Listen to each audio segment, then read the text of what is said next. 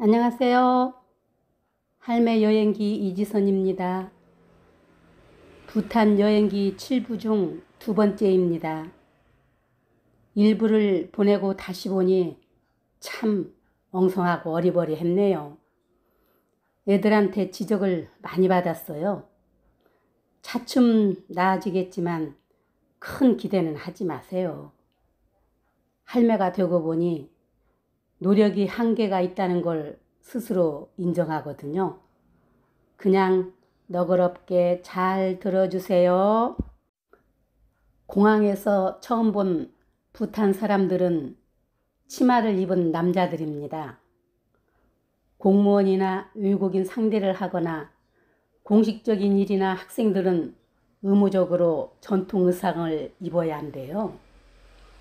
여자들은 개령 한복과 비슷한데 남자들은 스코틀랜드 전통 옷과 비슷해요.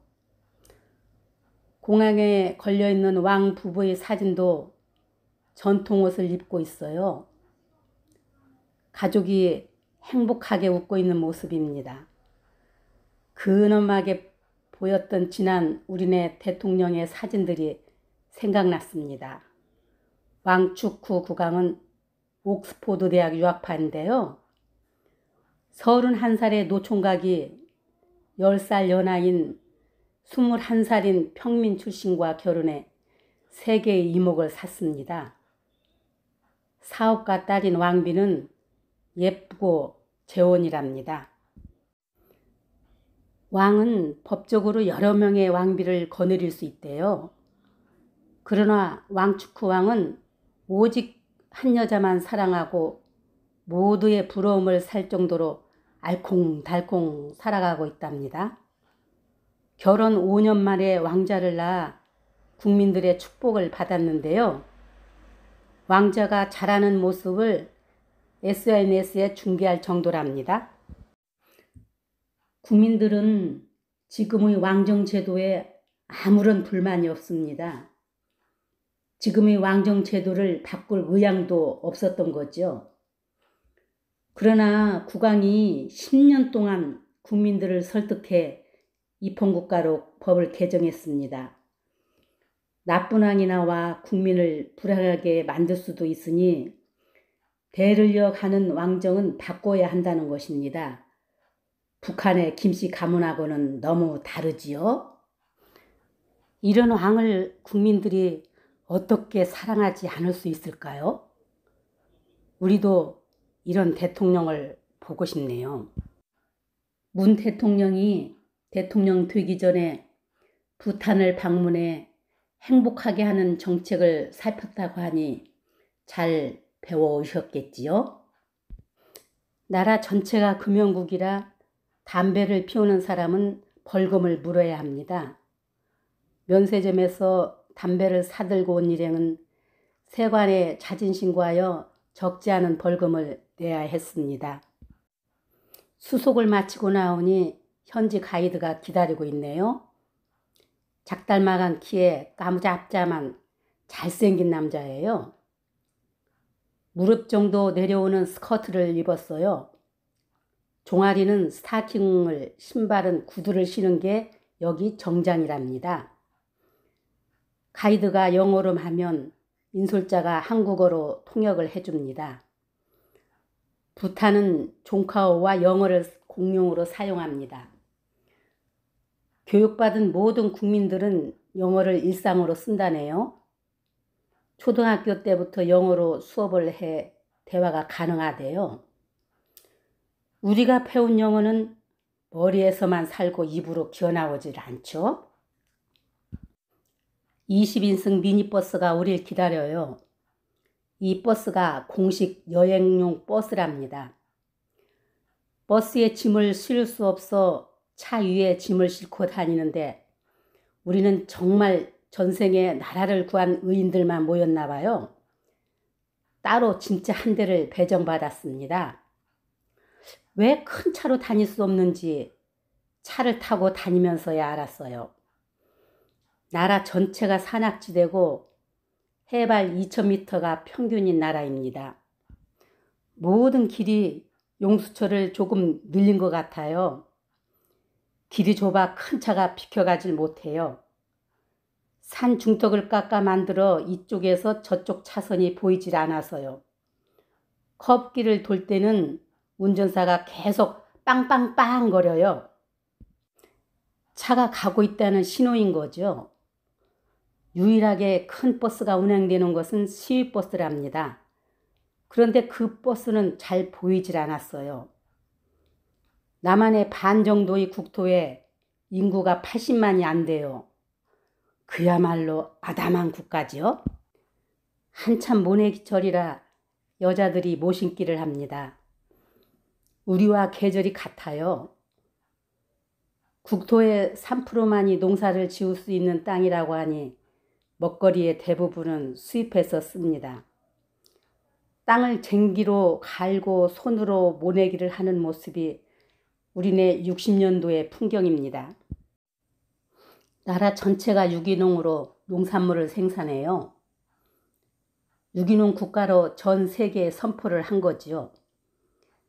그래서인지 밭에는 비닐 피복을 하지 않았네요. 비닐 하우스도 보이지 않고요. 곡식보다 풀이 더 잘 된 것 같아요. 농사 짓는 저도 한심해 보이네요. 과일도 제철 과일만 수확해 지금은 나오는 과일이 없어요. 제초제나 화학비료도 주지 않으니 우리 과일처럼 크고 예쁜 게 없고요. 모든 게 자연 그대로지요. 도시도 계획적으로 꾸며진 모습이 아니에요. 산이 많아 수력발전으로 전기를 생산해 인도에 수출하고 관광 수입과 벌금이 국가의 주 소득원인데요.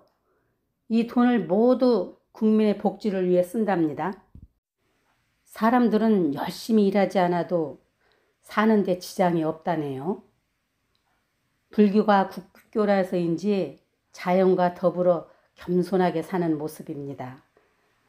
사람들은 순박하고 천진하게 잘 웃어요. 나무가 많아 주변국에서 수출해달라고 하는데요. 공기를 정화해야 하고 황폐를 막아야 하기에 수출을 하지 않는다고 합니다. 이 나라가 가난하지만 행복지수가 세계 제1이라는 이유를 알만하지요. 조금 가난하게 살더라도 행복하게 사는 게 현명한 일인지, 풍요롭게 살면서 불행하게 사는 게 현명한 일인지 고민해 보아야 할 숙제인 듯합니다.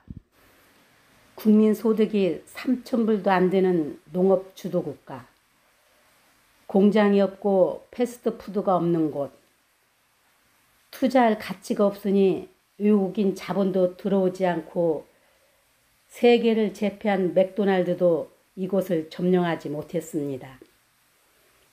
국가기관인 행복청에서는 어떻게 하면 국민이 더 행복해질 정책을 내놓을까 고민하는 나라입니다. 제가 이런 황에게 반해버렸어도 괜찮겠죠? 수도인 템프는 제일 높은 건물이 6층입니다. 우리네 아파트와 비슷해요. 공항을 비롯해 관공서의 건물은 절처럼 단청으로 색을 입혔어요.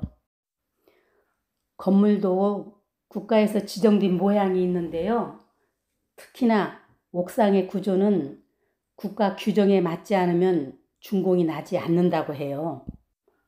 옥탑은 공기가 통하도록 되어 있네요. 여름엔 시원하고 겨울에는 따뜻할 것 같아요.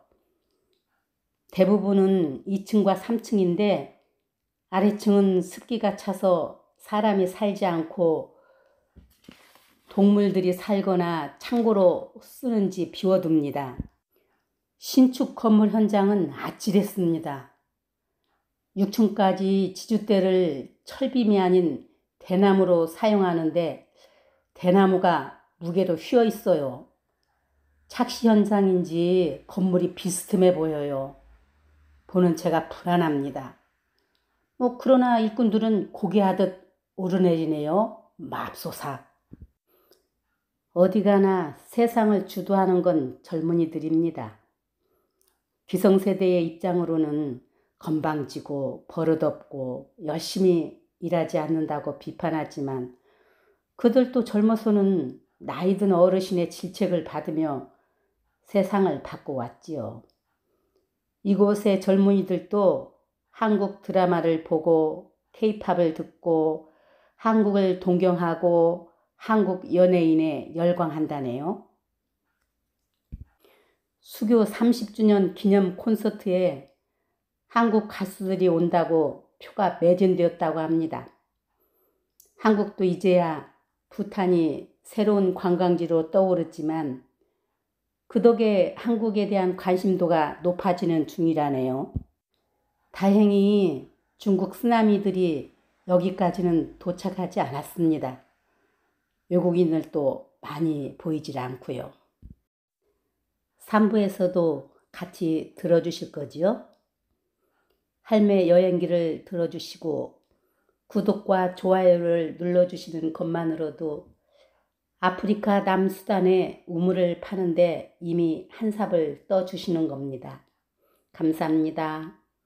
오늘도 행복을 만드시고 먼 훗날 아름답게 기억되는 하루이길 바랍니다. 안녕.